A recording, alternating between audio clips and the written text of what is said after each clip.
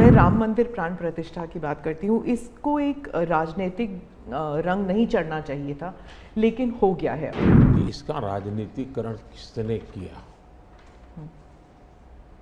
और इसको आज की घटनाओं से मत, जब हमारा जन्म भी नहीं हुआ था, हमारी पार्टी पैदा भी नहीं हुई थी, उस समय अदालत में ये मामला निपटाया जा सकता था। इलेक्शंस आ गए हैं तो फिर चाहे ऑपोजिशन हो या बीजेपी हो, एक दूसरे पर आरोप लगाते हैं, तुम पापी तुम पापी।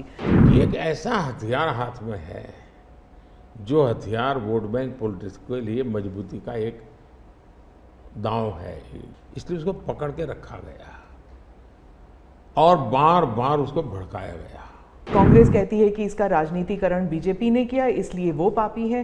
बीजेपी कहती है कि न्योता देने के बावजूद आप प्राण प्रतिष्ठा में आए नहीं, इसलिए आप पापी हैं। सारे आपके गुनाह भूल करके घर में आकर के आपको इनवाइट कर रहे हैं और नए से व्यवहार शुरू करना चाहते हैं।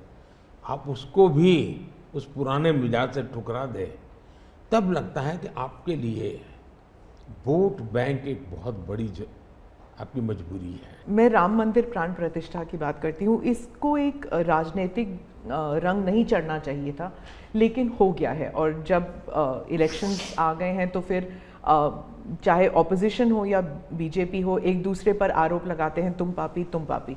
कांग्रेस कहती है कि इसका राजनीतिकरण बीजेपी ने किया, इसलिए वो पापी है। बीजेपी कहती है कि न्योता देने के बावजूद आप प्राण प्रतिष्ठा में आए नहीं, इसलिए आप पापी हैं। तो इसे आप कैसे देखते हैं? पहली बात है कि इसका राजनीतिकरण किसने किया और इसको आज की घटनाओं से मत, जब हमारा जन्म भी नहीं हुआ था, हमारी पार्टी पैदा भी नहीं हुई थी, उस समय अदालत में ये मामला निपटाया जा सकता था, समस्या का समाधान हो सकता था। भारत विभाजन हुआ तो विभाजन के समय ये तय कर सकते हैं, चलो भाई इतनी इतनी चीज़ें ऐसा कर लो, वो नहीं किया गया। क्यों? कि एक ऐसा हथियार हाथ में है जो हथियार वोट बैंक पॉलिटिक्स के लिए मजबूती का एक दांव है, इसलिए उसको पकड़ के रखा गया और बार बार उसको भड़काया गया। अब जब ये अदालत के अंदर मामला चल रहा था, अदालत में अभी जजमेंट ना आए वहां तक कोशिश की गई। न्यायिक प्रक्रिया से होना चाहिए तो हमारा संविधान हमें कहता है और सरकार की तो जिम्मेवारी है, लेकिन उसमें भी अड़ंगे डालना, ये क्यों? क्योंकि उनके लिए ये राजनीतिक हथियार था, ऐसे लोगों के लिए। और देखिए राम मंदिर का, ऐसे लोग हैं राम मंदिर कर रहे हैं, तुम्हें मार देंगे, ऐसा करके वोट बैंक बनाने का एक तरीका था। अब हुआ क्या, राम मंदिर बन गया तो उनके हाथ से वो मुद्दा ही चला गया। अब वो किसी को डरा नहीं पा रहे हैं, राम मंदिर आ जाएगा, आ गया, कुछ नहीं हुआ, आग नहीं लगी कोई। दूसरा, इनकी प्रकृति, आप सोमनाथ मंदिर से लेकर के अब तक की घटनाएं देखिए, वे भारत की मूलभूत आस्थाएं, भारत का मूलभूत जो पिंड है, उसके प्रति नेगेटिविटी लेकर के ही देश में वो अपनी बात है। सोमनाथ मंदिर को क्या प्रॉब्लम था? सरदार पटेल थे, डॉक्टर राजेंद्र बाबू को जाना था, वहाँ तो न जनसंघ था, न भाजपा था, न आरएसएस थी, न कोई लड़ाई थी, लेकिन उन्होंने मना कर दिया जाने। वो जो नेहरू जी की जो चिट्ठी थी, हाँ, जो भी है। अब ये और वो परंपरा आज भी चल रही है कि प्राण प्रतिष्ठा का निमंत्रण मिले और आप उसको ठुकरा दें। सचमुच में तो आपको गर्व होना चाहिए कि ये राम मंदिर निर्माण करने वाले जो भी लोग हैं, जिन्होंने संघर्ष भी किया है, वे आपके सारे पाप भूल करके, सारे आपके गुनाह भूल करके घर में आकर के आपको इनवाइट कर रहे हैं और नए से व्यवहार शुरू करना चाहते हैं। आप उसको भी उस पुराने मिजाज से ठुकरा दे, तब लगता है कि आपके लिए वोट बैंक एक बहुत बड़ी आपकी मजबूरी है और उस वोट बैंक के चलते इस प्रकार की चीज़ें होती रहती। और ये किसी को नीचा दिखाना, किसी का अपमान करना, ये अपना अधिकार मानते हैं। और मैं कभी कभी कहता हूँ, वे तो नामदार है, हम तो कामदार है।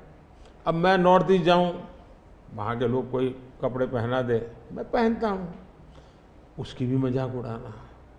यानी हर चीज़ की, मैं तमिलनाडु जाऊँ लुंगी पहनूँ तो उनको लगता है देखो ये कर रहा है, वो कर रहा है।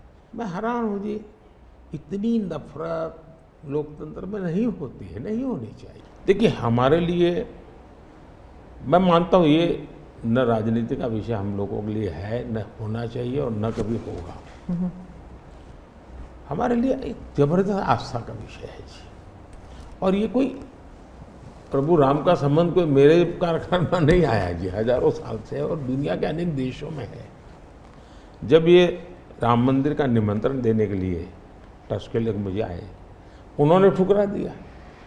मैं सोचने लगा इतना बड़ा मुझे दायित्व दिया जा रहा है, मैं अपने आप को योग्य क्या कैसे करूं, अपने आप को योग्य कैसे बनाऊं।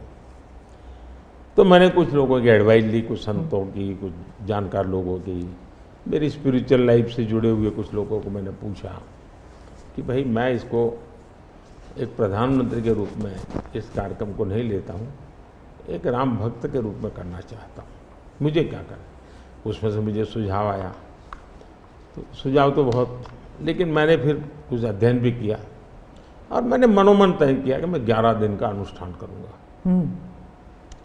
और मैं ज़मीन पे सोता था, नारियल के पानी पर रहता था, और तय किया मैं प्रभु राम जहाँ जहाँ गए थे उसमें जहाँ भी मैं जा सकता हूँ जाने का प्रयास करूँगा।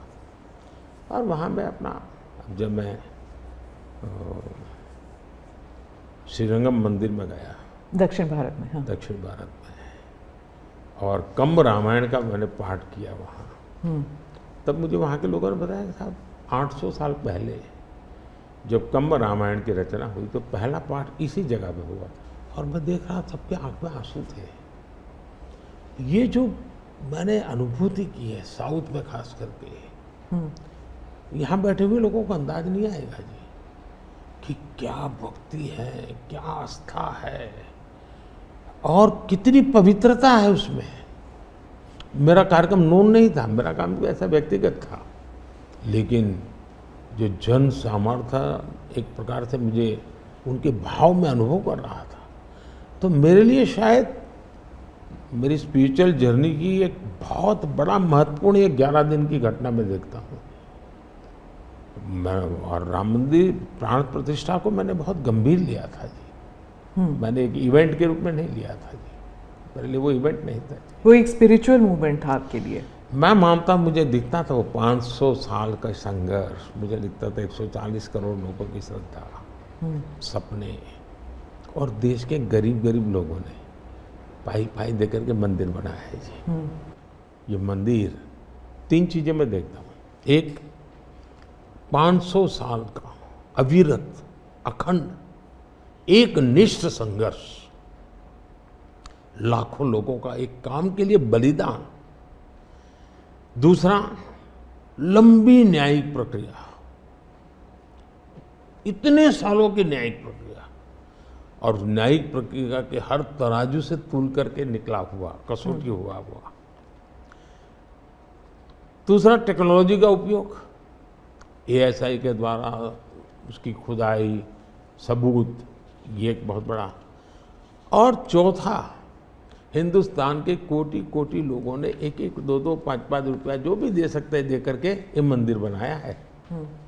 ये मंदिर सरकारी खजाने से नहीं बना है।